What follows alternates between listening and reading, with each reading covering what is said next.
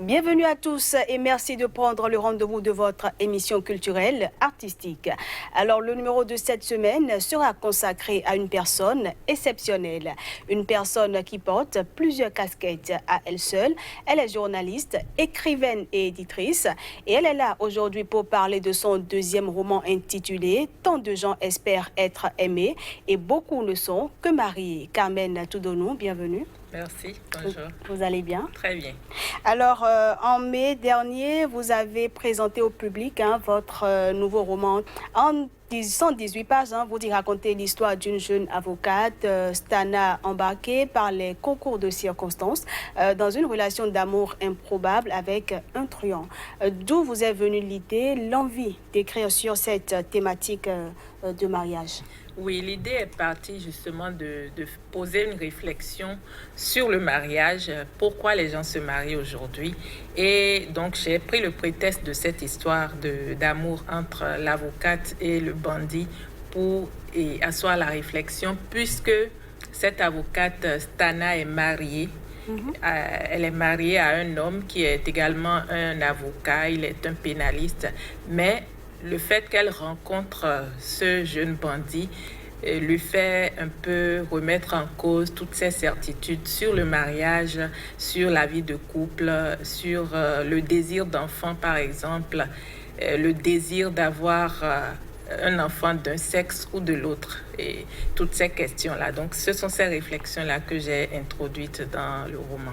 Et là, on peut comprendre que vous remettez également sur le tapis la question de la fidélité dans le couple. Oui, justement, la fidélité, et c'est également cette réflexion autour de la fidélité. Qu'est-ce que la fidélité?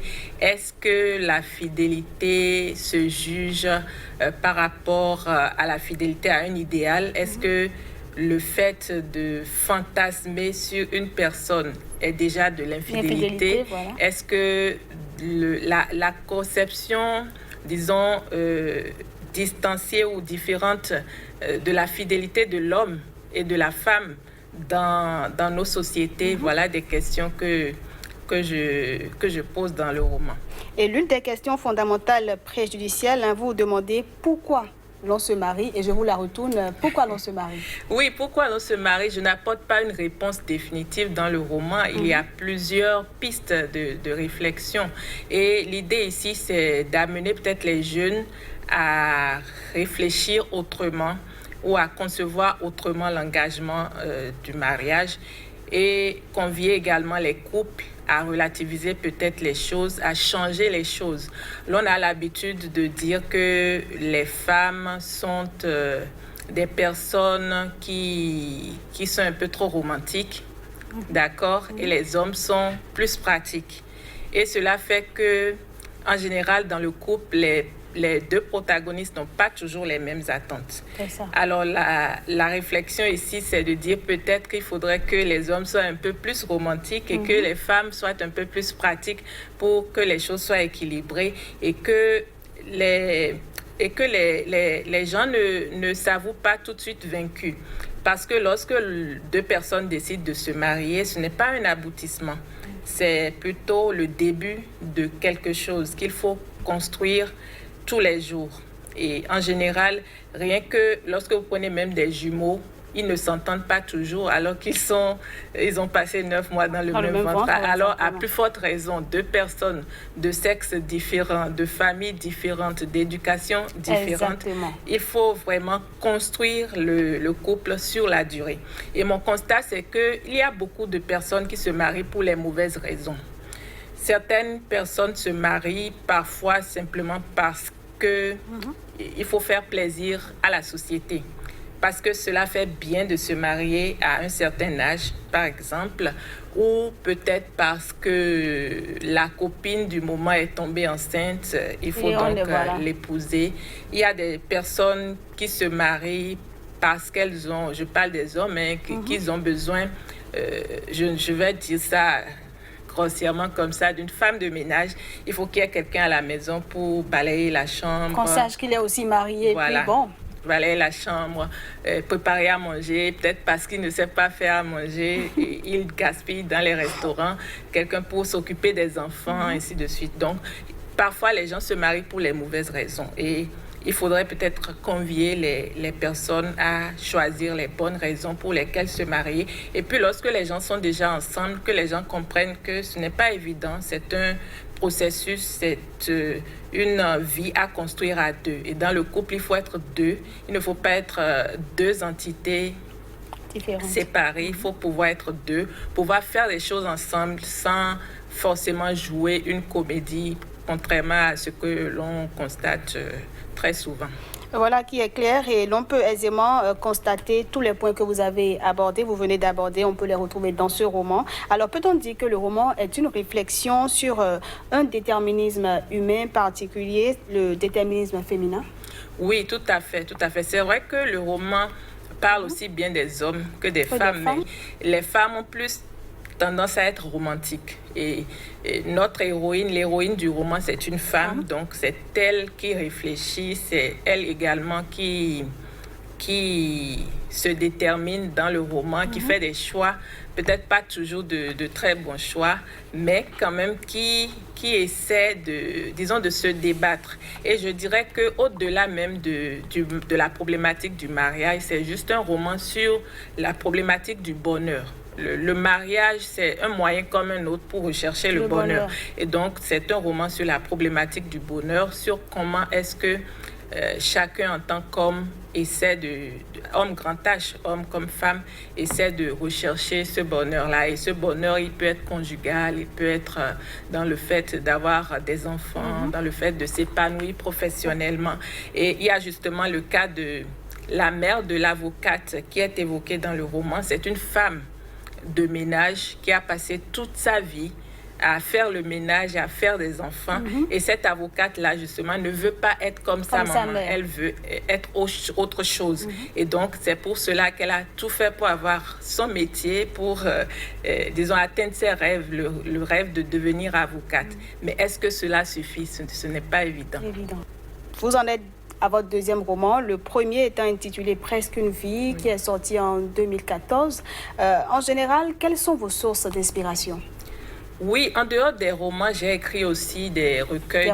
J'ai écrit un recueil j'ai publié, parce que j'ai écrit plus que ça. J'ai publié un recueil de nouvelles, un recueil de poèmes et un livre de contes illustrés pour les enfants et 2 essais. Voilà. Les sources d'inspiration, c'est ce que vous voulez savoir? Bien sûr. Oui, je pense que moi, je m'inspire... Est-ce que c'est le quotidien, le vécu Oui, justement, quotidien? je m'inspire juste du quotidien, de mon environnement, parce que j'ai beaucoup lu les écrivains classiques, les écrivains qui sont très connus, et je me suis rendu compte que tous ces écrivains-là ne font que parler de leur quotidien, des villes qu'ils connaissent, les villes dans lesquelles ils vivent, les coutumes, les traditions qu'ils connaissent. Et c'est également une façon peut-être de rendre hommage à une ville, hommage à un pays. Et dans ce roman-là en particulier, je rends hommage à la ville de Porto-Novo que j'aime beaucoup. Et c'est dans cette ville-là que se déroule l'histoire de l'avocate Stana.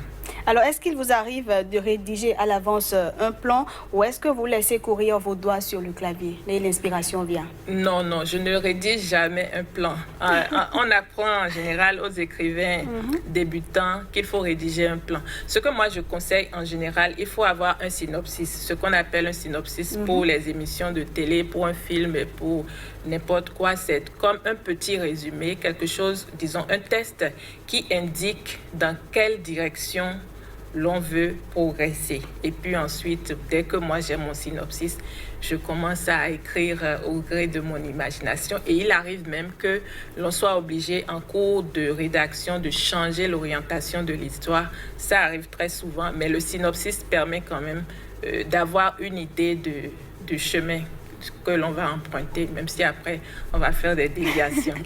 Et moi, Gelou, vous avez les idées vraiment fertiles. L'écriture est-elle chez vous une seconde peau? Êtes-vous constamment en éveil? Prenez-vous beaucoup de notes? Bon, je ne prends pas des notes écrites en général. En général, j'écoute beaucoup les gens lorsqu'ils parlent autour de moi et j'observe beaucoup. Et après, il arrive qu'une histoire que les gens m'ont racontée, que les gens racontaient, que j'ai entendue il y a 1 an me revienne. D'accord. Voilà, donc je suis beaucoup à l'écoute. C'est effectivement une passion, l'écriture, et ce n'est pas rien, c'est pas pour rien que je suis journaliste par ailleurs. C'est réellement une passion, l'écriture. Et puis, disons que à côté de la lecture, c'est une activité qui me permet de m'épanouir, de m'évader, et puis d'avoir un peu l'illusion de pouvoir créer. Lorsque vous êtes écrivain, c'est comme si vous défiez Dieu. Vous créez des personnages, c'est comme si vous créez des personnes en réalité. Donc, ça donne... c'est un côté ludique de l'écriture qui me plaît beaucoup. Vous souvenez-vous de la première phrase que vous avez écrite et du moment où vous avez eu envie de devenir écrivain? Qu'est-ce qui vous a poussé à écrire? Oh, la première phrase, je ne sais plus. Il y en a tellement. Je sais que lorsque j'étais encore au lycée, j'ai eu à écrire un premier texte. C'était un poème qui s'intitulait « Dans ma classe ». Pour que j'ai trouvé après, pas terrible, mais bon, c'était ma première production. Voilà. Et voilà, j'ai commencé donc par les poèmes et ensuite j'ai écrit des nouvelles, puis le premier roman. Qu'est-ce qui me pousse à écrire? Disons que c'est une envie d'imiter Au départ, c'était l'envie d'imiter les écrivains que j'avais l'habitude de lire, puisque je me suis mise à la lecture très jeune et j'ai eu à un moment l'envie d'imiter tous ces écrivains-là qui me donnaient beaucoup de plaisir lorsque je les lisais. Mais ensuite, l'écriture pour moi, c'est une façon de prendre la parole, de m'exprimer sur des sujets qui peuvent intéresser les personnes et pourquoi pas divertir le public et enfin pouvoir poser des questions. Un peu comme dans ce roman, je pose la problématique du mariage. J'aborde d'autres thématiques également. Et puis, le fait de poser des questions, pour moi, c'est déjà intéressant. Pouvoir créer des débats et ensuite, les gens peuvent parler de sujets intéressants ou pas. Voilà qui est dit. Carmen Toudonou, merci pour cet échange. Merci, c'est moi qui vous remercie. Et bon retour chez vous. Merci. Eh bien, fidèles téléspectateurs, nous sommes à la fin de cette émission que je vous remercie d'avoir suivi. Quant à vous, amoureux des belles lettres, ce nouveau roman Tant de gens espèrent être aimés et beaucoup ne sont que mariés de l'écrivaine Carmen Toudonou ne vous décevra pas.